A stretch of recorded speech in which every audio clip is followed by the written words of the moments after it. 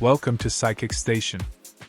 In a world where success is measured by material wealth and personal worth is often tied to productivity, have we stopped to ask, what are we truly losing in the race for more? Our modern society, built on the ideals of progress and innovation, often promises fulfillment, but instead delivers stress, disconnection, and a sense of emptiness. Think about it. How often do we find ourselves chained to our devices, constantly checking emails, scrolling social media, or striving to keep up with an ideal life that exists only in curated images?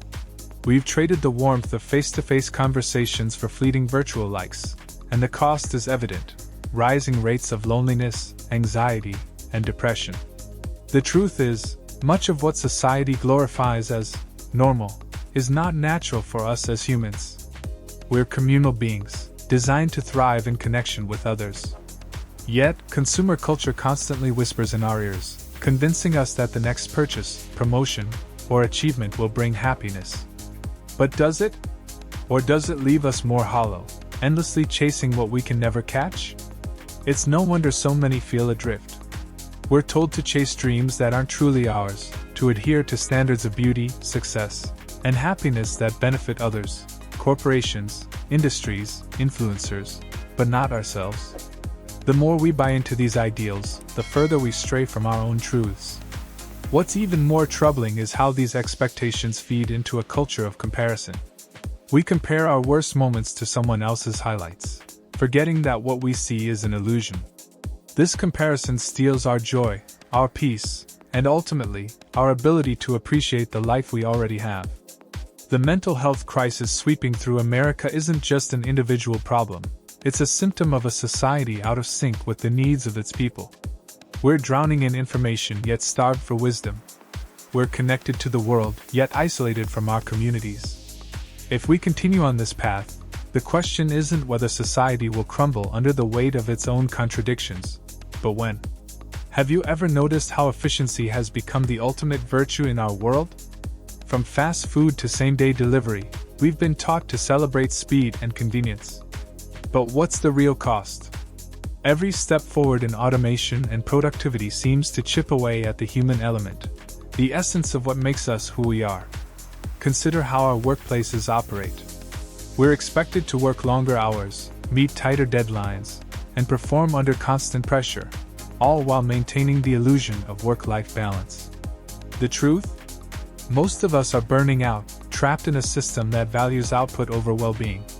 This isn't just about corporate greed, it's about a culture that glorifies the grind. Phrases like hustle harder and no days off are paraded as badges of honor, but they mask the darker truth that rest, creativity, and connection have become luxuries in a world obsessed with doing more. And what about our personal lives? The same principles of efficiency and optimization seep into our relationships. Dating apps promise instant connections, but they reduce complex human interactions to swipes and algorithms. Friendships are maintained through memes and emojis rather than deep, meaningful conversations. Even parenting has become a competition, with milestones posted on social media to prove whose child is ahead. These patterns may seem trivial on the surface, but they reflect a deeper alienation from ourselves, from each other, and from the natural rhythms of life. When was the last time you truly paused, without a screen, without an agenda, just to exist in the moment? The irony is that many of the technologies and systems designed to make life easier are instead making it harder. They fragment our attention, overwhelm our senses, and erode our patience. We've become a society of multitaskers, always halfway present, never fully engaged. And yet we're told this is progress, that this is the price of living in the modern world. But who decides that? And why are we so quick to accept it? The harsh reality is that our culture of convenience isn't just unsustainable, it's unnatural. Humans aren't machines. We're not meant to operate at full capacity, 24/7, without rest, reflection, or connection. The very systems we've created to support us are now pushing us to our limits. But there's hope. Because as much as society has conditioned us to conform, it's within our power to resist. To reclaim our time, our values, and our humanity. To to challenge the norms that keep us trapped and demand a different way of living, one that prioritizes meaning over materialism, authenticity over appearances, and community over competition. It's no secret that consumerism has become the defining feature of modern life. We're bombarded with ads, influencers, and trends that convince us happiness lies just one purchase away. A new phone, a designer bag, the latest gadget. These aren't just products, they're promises of a better, more fulfilled version of ourselves. But what happens when the high wears off? When that shiny object doesn't fill the void we were hoping it would? This endless cycle of desire and disappointment isn't accidental, it's by design. The economy thrives on our dissatisfaction, on our constant need for more. What we don't realize is how this culture of consumption impacts not just our wallets, but our minds and souls. We become addicted to novelty, chasing after the next big thing while ignoring what's right in front of us. Relationships falter, communities erode, and the planet suffers, all so we can keep up with a lifestyle that's ultimately hollow. Consider the environmental toll. Every purchase contributes to a chain of extraction, production, and waste that's devastating ecosystems. The clothing industry alone produces mountains of fast fashion destined for landfills, while electronics are discarded the moment they're outdated. But even as we see the consequences, wildfires, floods, species extinction, we're told to keep consuming, because the wheels of commerce can't stop turning.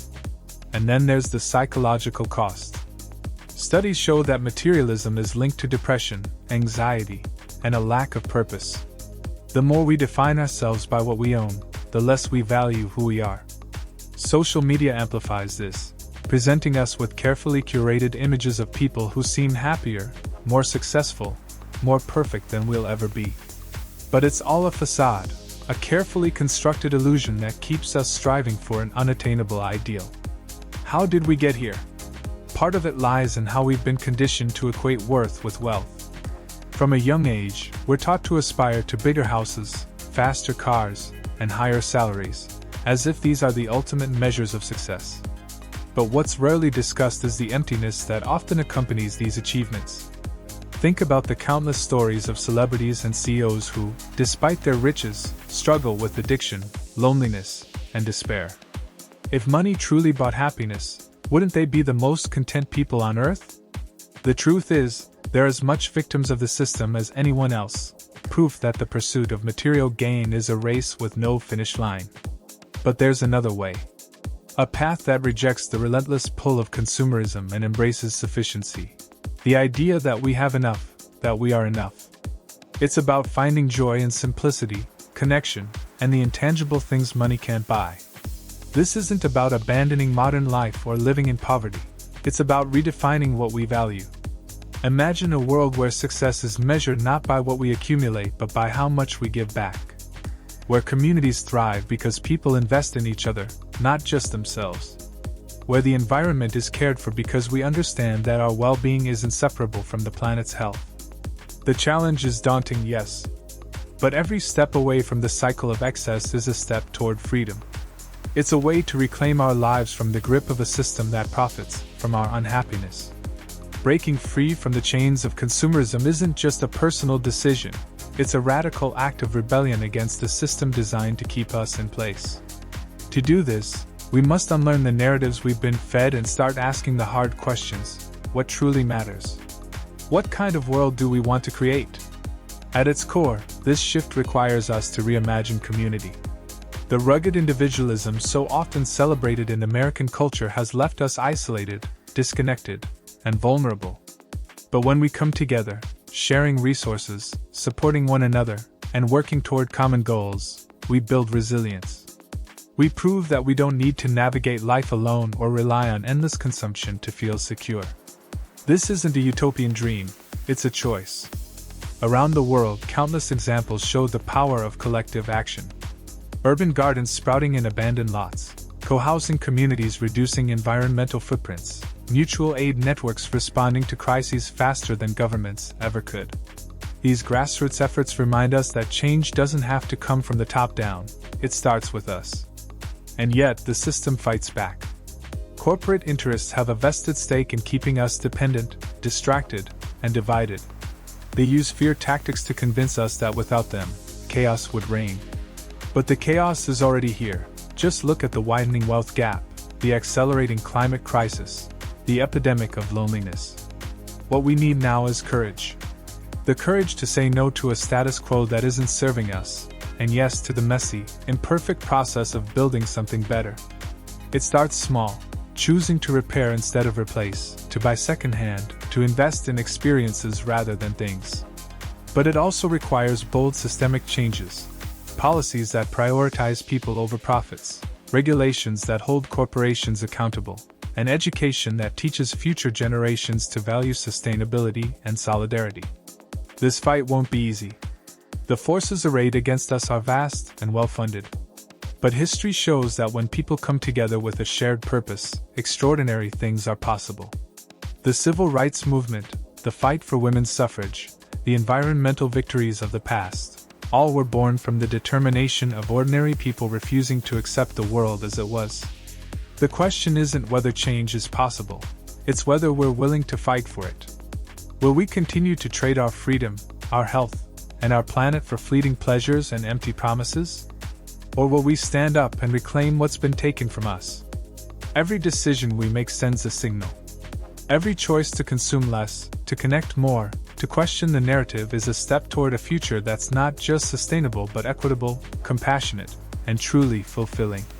The time to act is now. Not tomorrow, not next year, now. Because the cost of waiting is too great, and the rewards of taking action are too profound to ignore.